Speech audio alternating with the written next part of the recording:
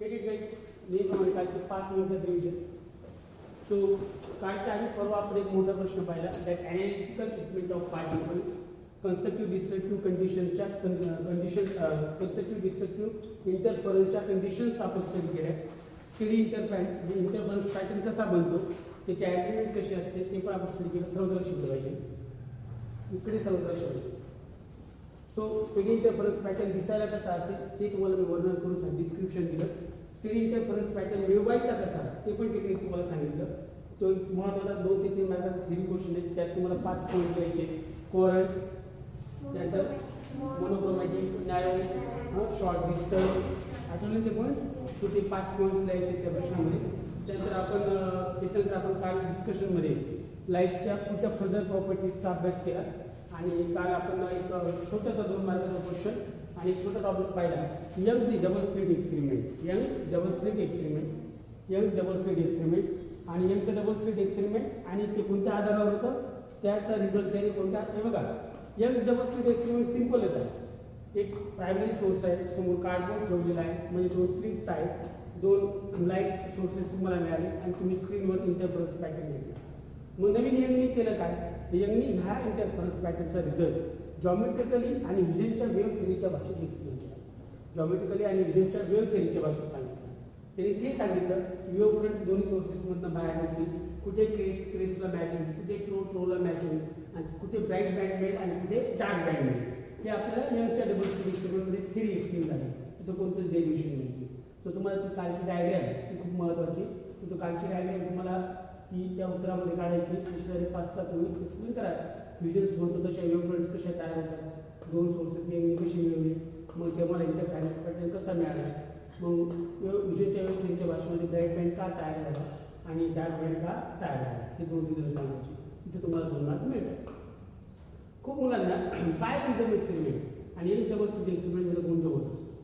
Young's double slit experiment आणि bye prism एक्सपेरिमेंटचा काहीच संबंध नाही. यंगचं डबल स्लिट एक्सपेरिमेंट आपण काय स्टडी केलं ते तेवढंच होतं आणि बाय प्रिझम एक्सपेरिमेंट हे आपण प्रयोगशाळेत लॅबोरेटरीमध्ये करू शकतो आणि आपल्याकडे असणाऱ्या लाईट सोर्सची आपण वेव्हलेंथ डिटरमाइन करू शकतो. आपण आपल्याकडे असणाऱ्या लाईट सोर्सची वेव्हलेंथ डिटरमाइन करू शकतो, त्याला आपण म्हणतो bye prism experiment. Biprism एक्सपेरिमेंटचं जर एम टार्गेट किंवा बाय प्रिझम एक्सपेरिमेंट आपण का म्हणून करतो आहे हे तुम्हाला सांगायचं असेल तर एका ओळीत सांगा. By prism experiments determines the wavelength of light source. By prism experiment determines the wavelength of light source. By prism experiment light सोर्सची वेव्हलेंथ डिटरमाइन करण्याचं काम करतो. त्या एक्सपेरिमेंटचं आपल्या एक्झाम्सच्या भाषेमध्ये महत्त्व काय. पहिली गोष्ट, महाराष्ट्र बोर्ड एक्झाममध्ये जर बाय प्रिझम एक्सपेरिमेंटवर क्वेश्चन आला तर तुम्हाला तो लावून क्वेश्चन असेल 5 मार्काचा, मिनिमम 5 मार्काचा क्वेश्चन असेल. हे त्याचं बोर्डाचं महत्त्व. आणि अदरवाईज न्यूमेरिकल्स आणि एमसीक्यू क्वेश्चन्समध्ये बाय प्रिझम एक्सपेरिमेंटच्या आधारावर न्यूमेरिकल एमसीक्यू विचारले जातात किंवा त्याच्या एखाद्या सब टॉपिकच्या आधारावर न्यूमेरिकल किंवा एमसीक्यू असतं आणि त्यातला फॉर्म्युला सोपा आहे. आपण आधी शिकलो तोच फॉर्म्युला आहे.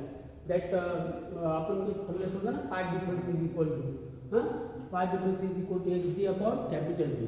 Part difference is equal to HD upon capital D. आपण हा फॉर्म्युला शिकलो आहोत. सो आपण या फॉर्म्युलेच्या आधारावरच हे एक्सपेरिमेंट ॲनालाइज करणार आहोत. या एक्सपेरिमेंटचा एंड कन्क्लुजन, वेव्हलेंथ कशी कॅल्क्युलेट करायची, वेव्हलेंथ आपण या एक्सपेरिमेंटच्या आधारावरच कॅल्क्युलेट करणार आहोत. प्रश्न तो नाही, फॉर्म्युला ही तोच आहे. स्थिती ही आहे की प्रोसिजर आपण कोणत्या वस्तू निवडल्या आहेत, त्या कशा ठेवल्या, त्या वस्तू कशा अरेंज केल्या, त्याच्यामधून आपण स्मॉल एक्स कसा मोजला, स्मॉल डी कसा मोजला, कॅपिटल डी कसा मोजला, त्याचं टेक्निक, कॉन्ज्युगेट ठोकायची कन्सेप्ट आणि मग त्यानंतर इव्हेंटला आपल्याला इतर गोष्टी क्लिअर होतात. म्हणजे आपल्याला एक्सपेरिमेंटची प्रोसिजर जर समजलेली असेल, बाय प्रिझम एक्सपेरिमेंटची जर आपल्याला प्रोसिजर समजलेली असेल तरच तुम्हाला याच्यावरती न्यूमेरिकल सोडवता येतं. कारण न्यूमेरिकल मधल्या गिव्हनची अरेंजमेंट ही प्रोसिजर त्या एक्सपेरिमेंटच्या प्रोसिजरनुसार करायची आहे.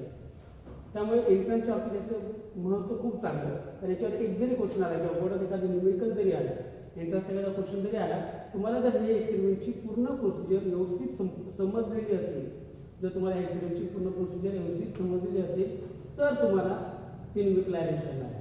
आलं तर लक्षात, तुम्हाला ते न्यूमेरिकल अरेंज करता येणार आहे. ते अरेंज केलं की मग बाकी मग तुमच्या फॉर्मॅलिटीज आहेत. कारण ब्राईट बँड कसा मोजला, डार्क बँड कसा मोजला, ब्राईट बँड किती होता तो आपण फॉर्म्युलामध्ये कसा फिट करायचा. समजा तुम्ही 17व्या ब्राईट बँडच्या आधारावर तुम्ही वेव्हलेंथ मोजता, फॉर एक्झाम्पल तुम्ही 17व्या वेव्हलेंथ मोजताय तर मग ती वेवलेंथ मोजताना 17th ब्राईट बँड आहे याचा सिग्निफिकन्स काय, याचा रोल नेमका त्या फॉर्म्युल्यामध्ये काय आहे, त्या गोष्टी कळल्या पाहिजे. आणि बायक्विजिंग एक्सपेरिमेंटला डायरेक्टली हात लावण्याच्या आधी before than that going to study the one simple 2-3 marks application question आणि दॅट इज बरं झालं मला त्याच्याने काढवलं. I am sorry for that. मला असं वाटतं की आज पूर्ण बायक्विजिंगच आपल्याला शिकायचे पण एक त्यातला सब टॉपिक राहिला होता. काल आपण पाहिलं की ब्राईट बँडच्या कंडिशन्स काय असतात आणि डार्क बँडच्या कंडिशन्स काय असतात, ते फॉर्म्युला आपण जनरेट केलेले आहे. सो आपल्याला एक छोटासा ॲप्लिकेशनचा क्वेश्चन करायचा आहे. तो क्वेश्चन म्हणजे show that the band width is constant. Show that the band width is constant. आपल्याला एक छोटंसं ॲप्लिकेशन सॉल्व्ह करायचं आहे पोरांनो आणि ते ॲप्लिकेशन आहे show that band width in interference pattern, show that the bandwidth in interference pattern is constant. म्हणजे दिसांत तसा हा प्रश्न येईल असं मला म्हणायचं नाही, परंतु हा प्रश्न या अर्थाने येईल तुम्हाला जिथं तुम्हाला बँडविड्थ डील करायची. तर तुम्हाला एखादा प्रश्न याच्यावर असा असेल की ज्या ठिकाणी तुम्हाला बँडविड्थ किती असेल ती आणि त्याच्या आधी बँडविड्थची डेफिनेशन सर्वांचं लक्ष येईल. सो हा सब टॉपिक समजून घेताना काय करूयात आपण या सब टॉपिकमध्ये ह्या आजच्या ह्या छोट्या 15-20 मिनिटाच्या लेक्चरचं हेडिंग काय असेल आपल्यासाठी तो बँडविड्थ. आपण काय डील करतो पोरांनो बँडविड्थ. हे स्पेशल लेक्चर कशावरती झालं 15-20 मिनिटाचं का असेल बँडविड्थची डेफिनेशन महत्त्वाची की का आपल्याला कळलं पाहिजे. त्यामुळे आपल्या बँडचं काउंटिंगचं हे लक्षात घ्या. बँडविड्थची डेफिनेशन महत्त्वाची आणि बँडविड्थ इंटरफरन्स पॅटर्न हा शब्द तिथं असणारच पोरांनो. याचं कारण आहे इंटरफरन्स डिफ्रॅक्शन या दोन फेनॉमेनॉनमध्ये जो काही फरक आहे त्याचा एक पॉईंट असा पण आहे की इंटरफरन्स पॅटर्नमध्ये आपल्याला सेंटरला ब्राईटेस्ट बँड दिसतो त्याच्यावरती डार्क ब्राईट त्याच्या खाली डार्क ब्राईट अशी ती अरेंजमेंट असते. आणि ह्या अरेंजमेंटमध्ये प्रत्येक बँडची बँडविड्थ ही कॉन्स्टंट असते, ती कमी जास्त होत नाही, ती कमी होत जात नाही किंवा जास्त होत जात नाही आणि इंटेन्सिटी जवळपास बऱ्यापैकी सेम असते डार्कची पण आणि ब्राईटची या इंटरफरन्स पॅटर्नमध्ये. डिफ्रॅक्शन पॅटर्नमध्ये असं होत नाही. डिफ्रॅक्शन पॅटर्नमध्ये असं होत नाही. तर डिफ्रॅक्शन पॅटर्नमध्ये तुम्हाला जे बँड्स मिळतात डिफ्रॅक्शन पॅटर्नमध्ये ज्या रिंग्स मिळतात तुम्हाला डार्क ब्राईट रिंग्स किंवा जे बँड्स मिळतात तुम्हाला त्या बँड्समध्ये इंटेन्सिटी कमी होत जाते. सेंटरला सेंट्रल मॅक्झिमा असतेच, नो डाऊट एट ऑल. सेंटरला सेंट्रल मॅक्झिमा असतेच पण तिथून पुढे बँड इंटेन्सिटी काय होत जाते कमी आणि बँडविड्थ पण चेंज होत जाते. तर तुम्ही इथून पुढे एक छोटा पॉईंट काय लक्षात ठेवायचा आहे इंटरफरन्स पॅटर्न आणि डिफ्रॅक्शन पॅटर्नमध्ये. हे बघा distinguish between interference and diffraction हे मॅटर वेगळं. तिथं तुम्हाला इंटरफरन्स फेनॉमेनॉन आणि डिफ्रॅक्शन फेनॉमेनॉन याच्यातला फरक सांगायचा. फॉर एक्झाम्पल इंटरफरन्स का होतो, डिफ्रॅक्शन का होतो, इंटरफरन्सचा पॅटर्न कसा दिसतो, डिफ्रॅक्शनचा कसा दिसतो, अजून काही स्पेशल पॉईंट असतील तर ते. आणि इंटरफरन्स पॅटर्न आणि डिफ्रॅक्शन पॅटर्न यांच्यातला फरक हा मॅटर आहे. So interference pattern diffraction pattern मधल्या फरकामध्ये काय लक्षात ठेवायचं आहे तुम्हाला, इंटरफरन्समध्ये सर्व बँडची विड्थ ही काय असते कॉन्स्टंट, इंटेन्सिटी ही जवळपास सारखीच असते. आणि डिफ्रॅक्शन पॅटर्नमध्ये स्कॅटरिंग ऑफ रेज होतं त्यामुळे डिफ्रॅक्शन पॅटर्नमध्ये इंटेन्सिटी ही कॉन्स्टंट असते आणि विड्थ ही कॉन्स्टंट असते. आला का पूर्ण पॉईंट लक्षात तुम्हाला. So the band width you should वाचन ट्रेनिंग बँड विड्थ हे येऊ द्यायचं तिथं रेकॉर्डिंगमध्ये. खूप फक्त अननेसेसरी ॲक्टिव्हिटी झाल्या तर कॉल वगैरे सो सी बँडविड्थची डेफिनेशन आपल्याला महत्त्वाची आणि प्लेन डेफिनेशन आहे का नंतर मराठी समजून सांगतो डायग्राममध्ये पण सांगतो. Don't worry. Bandwidth is the distance between centre of two consecutive bright or dark bands. शब्द नीट आहे का, तो गोंधळ लागतो. Bandwidth is the distance between two consecutive bright or dark bands. Successive शब्द वापरा. consecutive म्हणजे क्रमाने येणे. आलं लक्षात तुम्हाला. सक्सेसिव्ह म्हणजे एका मागे येते, तुम्हाला त्याचा फरक जाणवणार नाही. कॉन्सिक्युटिव्ह म्हणजे कसं, मला काउंटिंग करायचं 1 2 3 जितू म्हणजे मी ओम साक्षी जितू एका मागे एक उभे आहोत. तुम्ही आम्हाला सहज काउंट केलं म्हणजे आम्ही कॉन्सिक्युटिव्ह आहोत. 1 2 3 4 5 काय आहे कॉन्सिक्युटिव्ह. पण ज्यावेळेस मी म्हणतो की आता 2 4 6 8 हा नॅचरल नंबरचा सेट, 2 नॅचरल इव्हन नंबर्स 2 4 6 8 10 याच्यामध्ये 2 नंतर 4 येतोय पण म्हणजे काय स्किप झाला 3, त्याला आपण सक्सेसिव्ह म्हणू. यांना काय म्हणणार आपण सक्सेसिव्ह. 1 2 3 4 5 6 हे काय झाले कॉन्सिक्युटिव्ह. 2 4 6 8 याला आपण म्हणणार सक्सेसिव्ह इव्हन नंबर्स. किंवा 1 3 5 7 9 याला आपण म्हणणार सक्सेसिव्ह ऑड नंबर्स. दोन शब्दांचा फरक कळला का सर्वांना व्यवस्थित. सो सक्सेसिव्ह आणि कॉन्सिक्युटिव्ह, सक्सेसिव्ह आणि कॉन्सिक्युटिव्ह दोघांचा फरक कळला का व्यवस्थित. सो आपण इथे नेमकं काय स्टडी करतो आहोत बँडविड्थ. बँडविड्थची डेफिनेशन पुन्हा एकदा लिहायचं. The distance between center of successive bright bands or dark bands. and शब्द वापरलेला नाही. लक्षात येते का तुम्हाला. सक्सेसिव्ह ब्राईट बँड और डार्क बँड याचा अर्थ काय झाला सोप्या मराठीमध्ये. बँडविड्थ म्हणजे दोन एका मागे एक येणाऱ्या, एका मागे एक म्हणजे एकमेकाला फॉलो करणाऱ्या, दोन एका मागे एक येणाऱ्या ब्राईट बँडच्या सेंटर मधलं अंतर किंवा डार्क बँडच्या सेंटर मधलं अंतर. म्हणजे नेमकं अजून ज्यांना समजलं नसेल त्यांच्यासाठी आणि प्रूव्ह करायचे आपल्याला विचारलं. सो हा इंटरफरन्स पॅटर्न हे बघा. समजा तुम्ही इंटरफरन्स पॅटर्नची स्क्रीन समोरून बघितली. You are having a overview of interference pattern from front side. तुमच्या समोर अशी स्क्रीन धरली आणि तुम्ही समोरून बघितली तर इंटरफरन्स पॅटर्न मला असा दिसणार. तिथे तुम्हाला सेंटर नीट बघा. सेंटर किंवा मी सोप्या पद्धतीने डायग्राम काढतो. हा इंटरफरन्स पॅटर्न.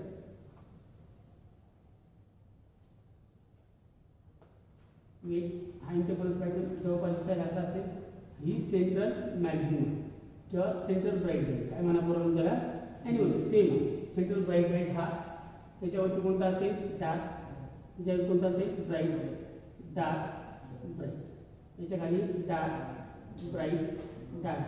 पुढे त्याला पेनाने शेडिंग करून डार्क दाखवता येतील. ते वेस्टेज ऑफ रिसोर्सेस इथे डार्क. आपण बँड कोणता आहे डार्क. आपण बँड कोणता पूर्ण डार्क. आज तुम्हाला पॅटर्न क्लिअर तुमच्या नजरेत बसेल. हा डायग्राम किती अप्रोच लक्षात ठेवा कारण न्यूमेरिकल तुम्हाला अरेंज करताना काउंटिंग करायला लागतं. पुन्हा पुन्हा तेच सांगतो तुम्हाला. हेडिंग बघितली याच्यामध्ये मला बँडविड्थ सांगायची. तुम्ही बघा ही दोन कोणते बँड आहेत डार्क. डेफिनेशन काय म्हणते सक्सेसिव्ह डार्क बँड्स. मग याचा सेंटर हा, याचा सेंटर हा, हे पूर्ण अंतर मी अंतर कुठे दाखवले. ही जागा व्हेरी व्हेरी इम्पॉर्टंट पोरांनो कारण त्याशिवाय न्यूमेरिकलचा जजमेंट येत नाही. याला आपण म्हणतो बँडविड्थ.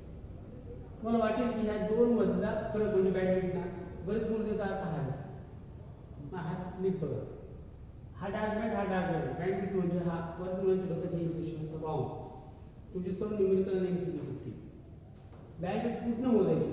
सेंटर सेंटर ही तुमची बँडविड्थ. उदाहरणार्थ इकडे बघा. समजा हा एक ब्राईट बँड आहे, हा ब्राईट बँड आहे किंवा हा एक ब्राईट बँड आहे. आलं लक्षात तुम्हाला. डार्क असेल. हा ब्राईट आहे, हा ब्राईट आहे.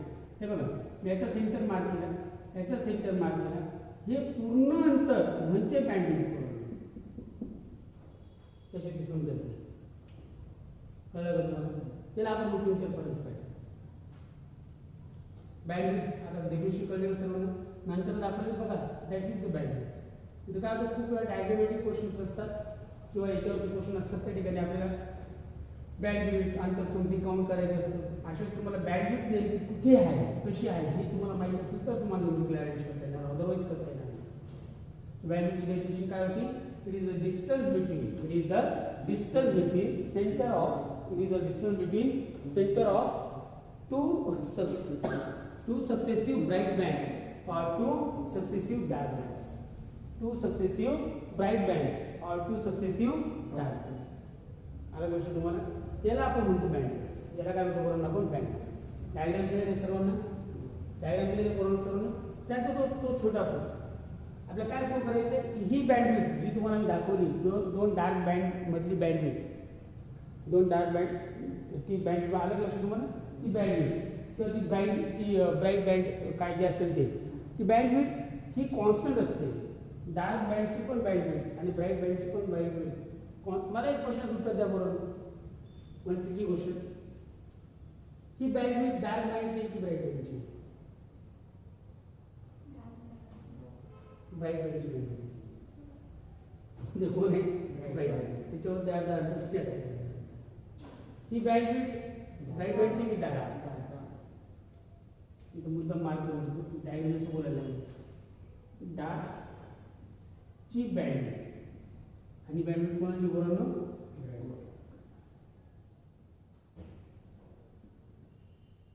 ब्राईटची बँडविड्थ खूप मुलांना याच्याशी नंबर सोडतो सर्व पण हे माहिती नसतं ती माझी विद्यार्थी असतात हा एक दुसरा भाग व्हेरी डिटेल्स आता हा फक्त काय असेल न्यूमेरिकल लँग्वेज करता येते तुम्हाला अरे कळलं का आता आपल्याला काय प्रूव्ह करायचंय ही बँडविड्थ काय असते कॉन्स्टंट ही बँडविड्थ काय असते पोरांनो कॉन्स्टंट ही बँडविड्थ कॉन्स्टंट असते साधी गोष्ट आहे एकदा बँडविड्थ कोणाची करा ब्राईट बँडची एकदा कोणाची करा डार्क बँड दोघं सेम आल्या की कॉन्स्टंट सोपा आंसर है ना show that the bandwidth of both type of bands is constant so once find the bandwidth of bright band by manipulating the formula the last one we studied second step find the bandwidth of dark band using the same one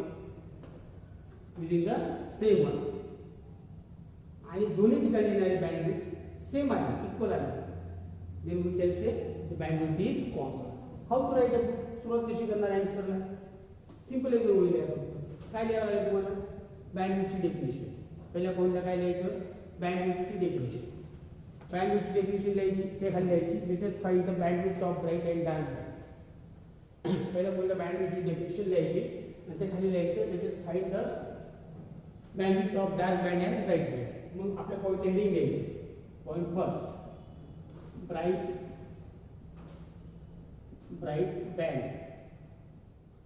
bright bandwidth काय heading द्यायचं पोरांनो bright band आला का point लक्षात bright bandwidth heading द्यायचं bright bandwidth heading देऊन झाल्यानंतर bright bandwidth हे हेडिंग देऊन झाल्यानंतर काय करायचं आपला मागचा फॉर्म्युला काय होता पाथ डिफरन्स आठवून सर्वांना so as there is answer समजून घ्या मी मला तसाच ठेवू ॲज देर इज मी फळा तसाच ठेवेल आन्सर समजूया मोठ्याच पाठ घेतो ॲज देर इज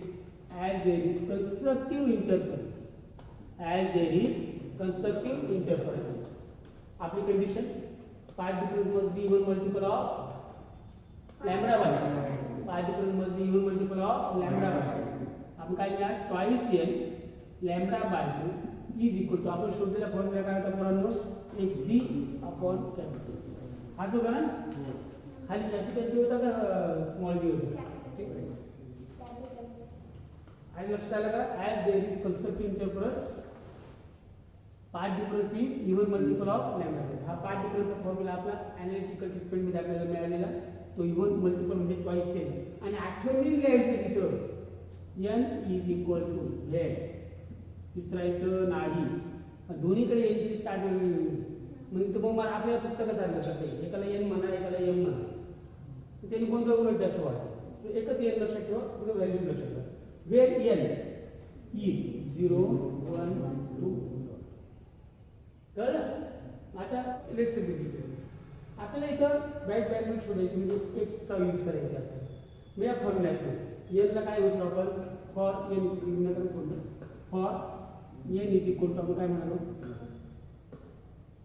मग मी बघा 2 2 कॅन्सल n1 होता सो मागची स्टेप लॅम्बडा इथं काय लिहा x1 d upon first band घेतला आपण म्हणून x1 d अपॉन मला इंटरेस्ट कोणामध्ये आहे x1 so x1 is equal to lambda d upon maths लक्षात आलं हा d इकडे गेला मल्टिप्लाय झाला हा d इकडे आला डिवाइड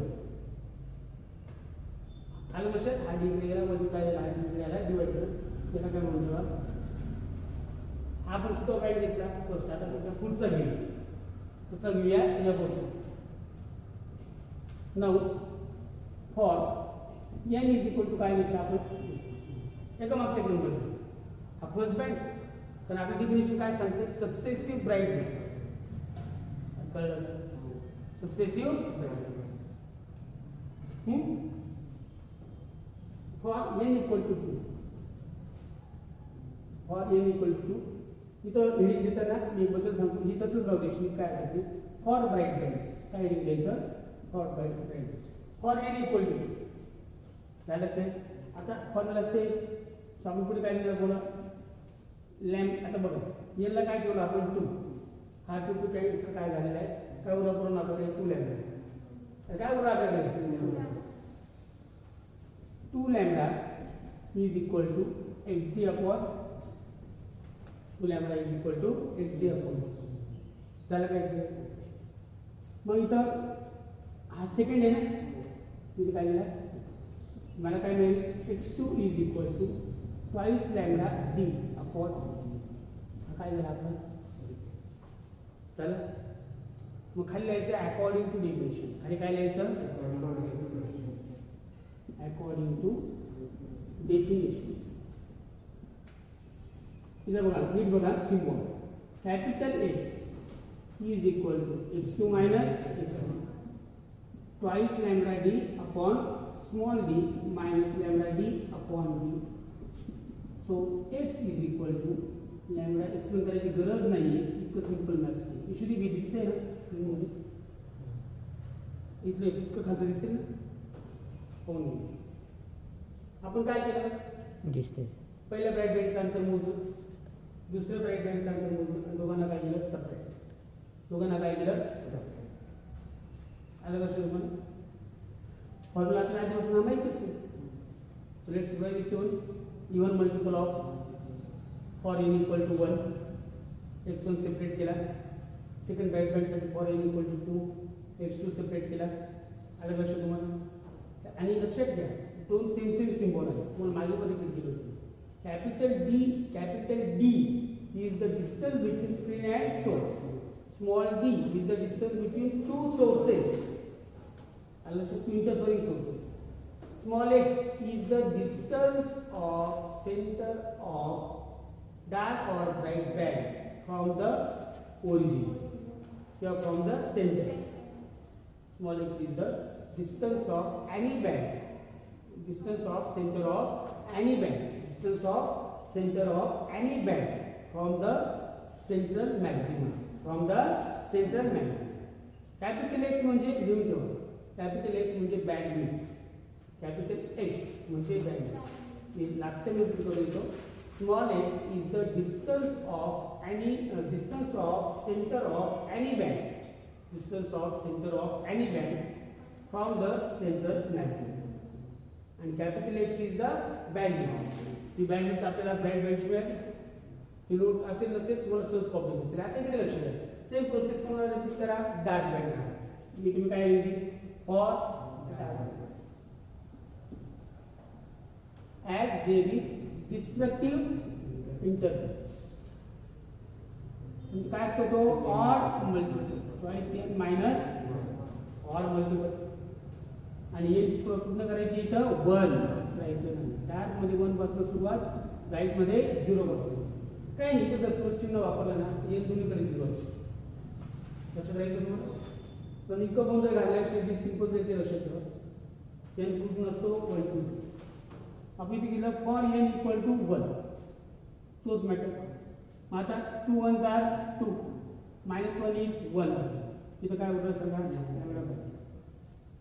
x1 वगैरे सर्व तसंच राहील d इकडे आला हा d पण इकडे आला तर काय झाला अरे कळलं इथे काय आपल्याला झाला कळलं फक्त मॅथ्स आहे याला 1 प्लग इन करा जे मॅथ्स दिसते केली आहे तुमचा is done by same story आहे फॉर n इक्वल टू 2 इकडे या n equal to 2 2 or 4 4 -1 is 3 काय मिळालं तुम्हाला 3 लॅम्बडा पाहिजे काय मिळालं तुम्हाला 3 लॅम्बडा पाहिजे आणि कळतंय ना इथं काय ना बरोबर तर हद्द करायचं निराव द्यायचं काही टेन्शन n इक्वल टू 2 तुमचं जे पहिलं लक्षात आलं तुम्हाला n इक्वल टू 2 सो इथं आपण n इक्वल टू 2 लिहिल्यानंतर आपल्याला काय मिळालं 3 लॅम्बडा पाहिजे इथं x2 इथं काय 3 लॅम्बडा बाय 2 इथं काय मॅथ्स इज सिंपल बघा काय पाहिजे आपल्याला परत इथं काय आहे आपल्याकडे 3 लॅम्बडा d अपॉन 2 इथं काय आपल्याकडे लॅम्बडा d अपॉन 2 करा बरं काय होतं 3 lambda d minus lambda d 2 lambda d 2 2 cancel परत कॅन्सल आलं तुम्हाला so thus from first and second the bandwidth is constant Thus from first and second the bandwidth is constant. कळलं का topic तुम्हाला? ते छोटं 2-3 मार्काचं ऍप्लिकेशन आहे. तिथे इंटरफरन्स पॅटर्न कसा दिसतो ते तुम्हाला काढून दाखवलंय. तर बँडविड्थ म्हणजे नेमकं कसं आहे ते तुम्हाला दाखवलं डायग्राम मध्ये. तुम्ही लक्षात ठेवा. त्याशिवाय तुम्हाला न्यूमेरिकल अरेंज करता येणार नाही बोर्डवर. लक्षात आलं तुम्हाला व्यवस्थित? और बँडविड्थची डेफिनेशन पाहिली आणि राईट बँड असेल किंवा डार्क बँड असेल इंटरफरन्स पॅटर्न मध्ये तर त्याची बँडविड्थ काय असते? कॉन्स्टंट. तर खूप पाहिला आणि हा फॉर्म्युला पाठ ठेवायचा. कारण गोंधळ आहे. Path difference is equal to XD upon D. हे म्हणणं वेगळं आहे. नंतर तिथं कधी कन्स्ट्रक्टिव्हची कंडिशन कधी दिसेल ते मॅटर वेगळं. लक्षात आलं का तुम्हाला? Path difference is equal to XD upon D. हा फॉर्म्युलाचा रोल वेगळा आहे. तर आपण पाथ डिफरन्स इक्वल टू आणि पाथ डिफरन्सच्या ठिकाणी आपण वेगळी ते व्हॅल्यू घेतो. कन्स्ट्रक्टिव्ह असेल तर डिस्ट्रक्टिव्ह असेल तर कितवा आहे, बँड कितवा आहे त्या आधारावर एन वगैरे कळलंय तुम्हाला बऱ्यापैकी. आणि कॅपिटल एक्स म्हणजे काय पोरांनो? Bandwidth. Capital X is equal to lambda D upon D. So आजच्या लेक्चरचं कन्क्लुजन आहे capital X is equal to lambda D upon D. आणि इथं बघा, इथं तुम्हाला लॅम्बडा पाहिजे असेल तर काय करणार तुम्ही? मॅथ्स लॅम्बडा ही सर्व गर्दी कोण लॅम्बडा मिळेल. आणि मग बायप्रिझम एक्सपेरिमेंटमध्ये हा फॉर्म्युला वापरून लॅम्बडा कसा मोजायचा हे मॅटर आपण डील करतो. त्याच्यामध्ये बायप्रिझम एक्सपेरिमेंट फॉर्म्युला आपल्याला हा वापरायचा. इथं लॅम्बडा शोधायचा. तर मला लॅम्बडा माहीत पाहिजे म्हणून काय माहीत पाहिजे? कॅपिटल एक्स माहीत पाहिजे, कॅपिटल डी माहीत पाहिजे, स्मॉल डी. बायप्रिझम एक्सपेरिमेंटच्या आन्सरच्या आउटलाईन एका मिनिटात देता येते आपल्याला. काय आउटलाईन झाली? बायप्रिझम एक्सपेरिमेंटच्या आधी 2 नोड इंट्रो द्या, ॲपरेटस विषयी माहिती द्या, डायग्राम आली. डायग्राममध्ये थोडं पॉईंट प्रोसिजर कशी लक्षात ठेवायची.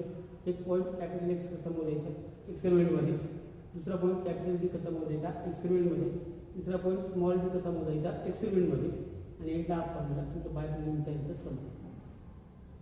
आलं लक्षात तुम्हाला? बायप्रिझम एक्सपेरिमेंटची आउटलाईन लक्षात आली की तुम्हाला? मला ऑनेस्टली सांगा आजचं समजलं का सर्वांना व्यवस्थित? आज तिथं